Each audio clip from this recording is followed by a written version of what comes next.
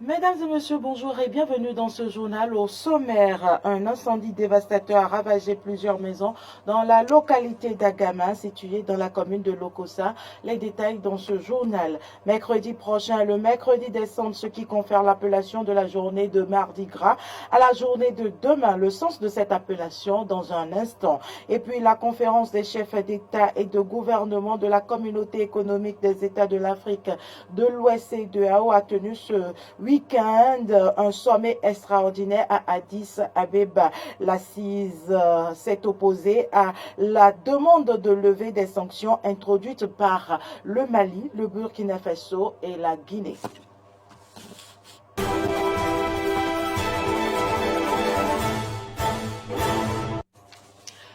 Merci pour l'attention. Je l'annonçais dans les titres. Un incident dévastateur a ravagé plusieurs maisons dans la localité d'Agama, située dans la commune de Lokossa. L'incendie a été provoqué par un feu de brousse allumé par les chasseurs pour étouffer des gibiers, mais qui s'est vite propagé et a finalement détruit plusieurs habitations. Selon les témoignages des résidents, le feu a commencé aux alentours de midi, mais s'est rapidement propagé en raison du vent fort qui soufflait dans la région. Les flammes ont rapidement atteint des maisons situées à plusieurs kilomètres de la source de l'incident, provoquant une panique généralisée parmi les habitants. Au total, 7 maisons ont été réduites en cendres avant l'arrivée des sapeurs-pompiers qui ont réussi à maîtriser enfin les flammes.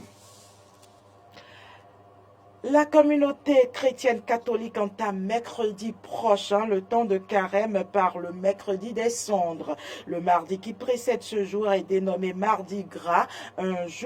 C'est un jour qui n'est pas dans la liturgie de l'Église catholique, mais qui vient plutôt d'une pratique qui consiste à manger gras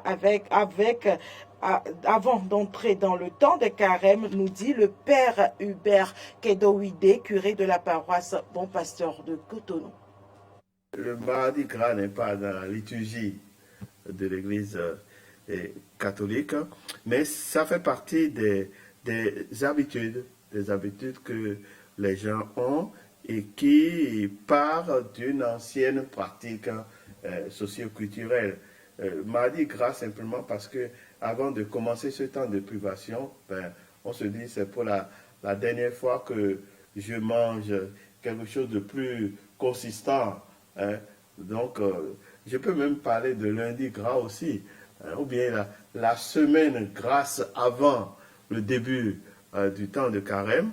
Donc, on se gâte un peu, on se dit, bon, c'est le jour J avant, donc réjouissons-nous, festoyons, et je pense que c'est le signe annonciateur. Si on doit faire une récupération positive, on dira simplement que c'est le signe annonciateur de cette joie immense qui nous attend au bout du cheminement spirituel que nous allons faire ensemble grâce à nos privations.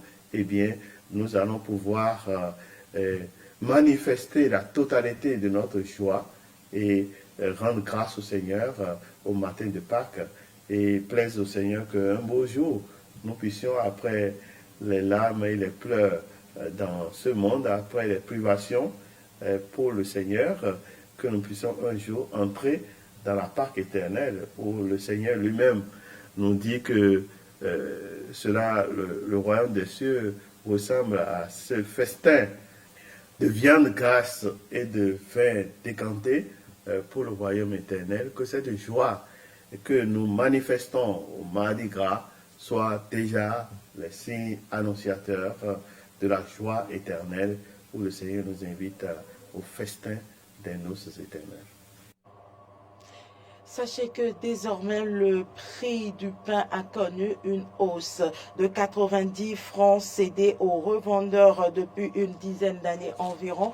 Le pain est cédé désormais à 112 francs CFA aux revendeurs à la boulangerie à partir de ce lundi 20 février. Cette décision a été prise samedi à Abomey-Calavi lors de la première session du Conseil national de l'Association nationale des promoteurs et exploiteurs exploitants de boulangeries et pâtisseries du Bénin. À cette occasion, les acteurs du pain ont abordé les difficultés économiques et sociales qu'ils rencontrent depuis des mois. Selon les participants à cette session, la situation est très critique et va de mal en pire. Et pour s'en sortir, ils ont décidé d'appliquer le prix plafond contenu dans l'arrêté ministériel en date du septembre 2008. Pour la NAPEB Bénin, il ne s'agit pas d'une spéculation, encore moins d'une augmentation de prix des boulangeries. Les producteurs de pain restent toujours collés à l'esprit et aux dispositions de l'arrêté numéro 0052 MIC DC SGM DGGCI DPCJ du 6 septembre 2008 portant fixation des prix de poids, fixation des poids et des prix du pain en République du Bénin. Depuis quelques jours, des plaintes quant à la surfacturation de la société béninoise de l'énergie électrique foisonnent de partout dans le pays, alors qu'aucune note officielle du gouvernement, encore moins du ministère en charge de l'énergie, n'a informé d'une quelconque modification des tarifs ou de la consommation du kilowatt. Le sujet a intéressé la rédaction d'Eden TV. Suivez ici le reportage que nous propose grâce à Valibé et Jean-Baptiste Bocan. Depuis le mois de janvier, une surfacturation des prix de la Société béninoise de l'énergie électrique est constatée. C'est le compteur à 4 que nous avons. Donc quand on achète ça, on nous donne un code. Grâce à ce code, ça affiche le nombre de kilowatts qui doit entrer dans le compteur. Donc ça a diminué par rapport à ce qu'on prenait avant. Par exemple, hier, j'ai pris ça même par mon téléphone. On avait pris pour 10 000 francs, mais c'est seulement 41 qui est sorti. Alors qu'avant, il y avait au moins 75, 65 qu'on trouvait. Et le prix unitaire n'a pas augmenté, mais j'ai constaté que ma facture a augmenté. Moi, je n'ai jamais payé 22 703 francs, c'est au plus 15 000, 16 000 que je payais. Mais maintenant, j'ai trouvé 22 750, je ne sais pas pourquoi. Je n'ai pas l'habitude de venir payer la facture, c'est mon mari qui a l'habitude de venir payer. Donc, du coup, moi, franchement, je ne regarde pas, je ne surveille pas les kilowatts, je ne le fais pas. Peut-être je vais lui faire la photo et lui envoyer, comme il n'est pas payé, lui demander si par rapport aux autres factures qu'il paye. J'ai constaté au moins que la facture s'est élevée, mais je me suis dit, bon, après la fête, comme on le dit souvent, on dit que la facture s'élève. Différents avis pour apprécier la situation. Mais ce qui est sûr, il y a surfacturation. Même des clients de la société sur les réseaux sociaux s'en sont plaints. Mais qu'est-ce qui peut bien expliquer ce changement de la consommation du kilowatt? Nous avons posé la question à Ernest Baguidi, qui est président de l'Association des consommateurs du Bénin. C'est vrai que ces derniers temps, les consommateurs se plaignent de ce que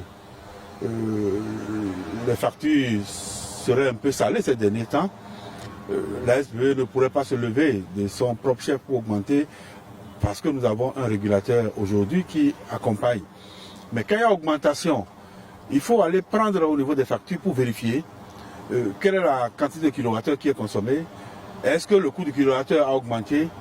Est-ce que c'est les taxes qui font que les consommateurs pensent que la facture est hyper salée cette fois-ci, parce que plus vous consommez, plus votre TVA augmente.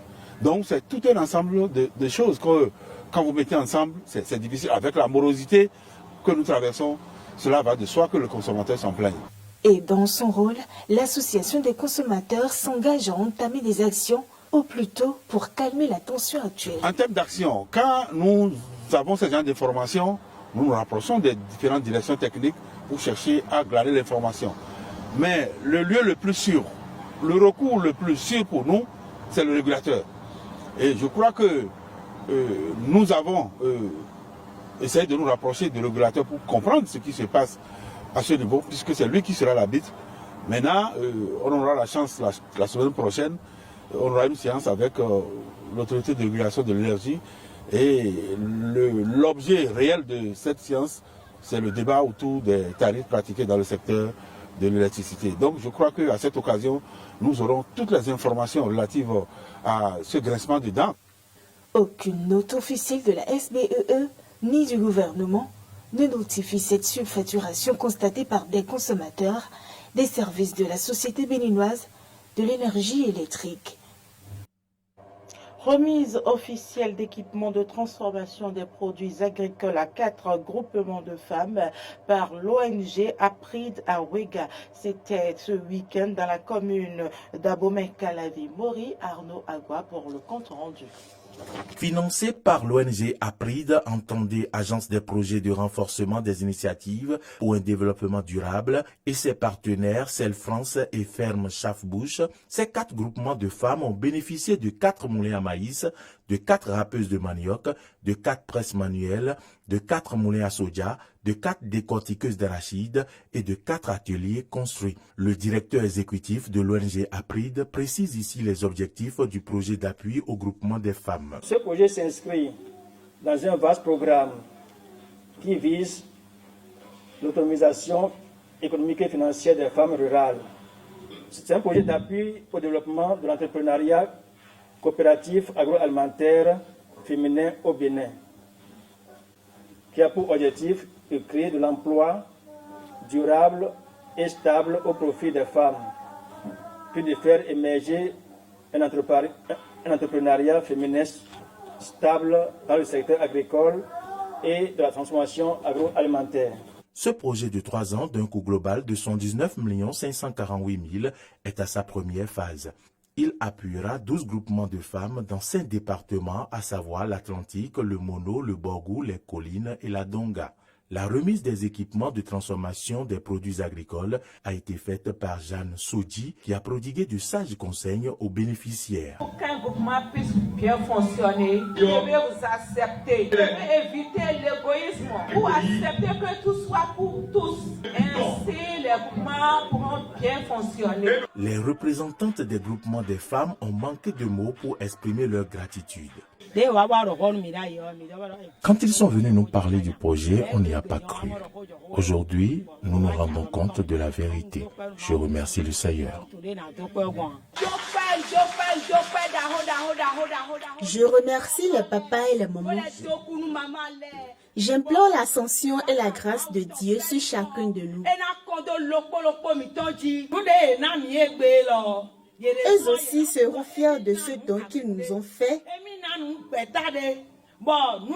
et ils en bénéficieront. Je salue les responsables du projet et j'implore la grâce de Dieu sur eux, longévité. Les invités du révérend Nestor Tawaga se sont succédés au pupitre pour saluer sa générosité. Le président de l'ONG Apride, révérend Tawaga Nestor, il pense aux autres. Il a l'évangile à 2 mains, le spirituel et le social. C'est une ressource et nous devons profiter de cette ressource-là. Et je voudrais lui dire qu'il n'a pas encore donné le meilleur de lui-même aux populations. S'il a la motivation qu'il faut, s'il a le soutien qu'il faut, il va nous étonner. Rappelons que l'ONG Apride est une association chrétienne à but non lucratif créée en 2000 et qui a mené de nombreuses activités de 2006 à ce jour avec à son actif 11 projets présentés et financés par Cell France.